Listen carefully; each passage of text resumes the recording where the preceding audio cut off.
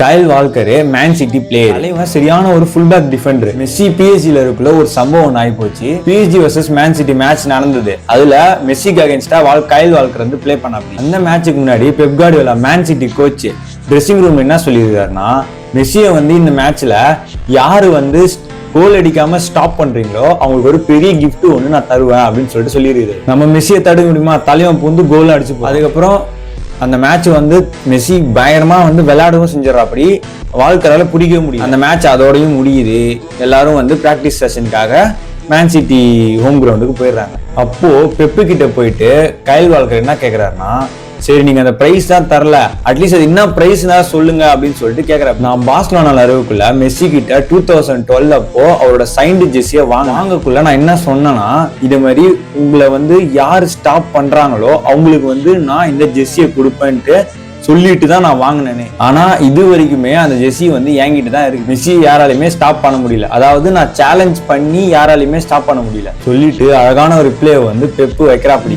கேட்கக்குள்ள உட்காந்து வேற மாதிரி இல்ல.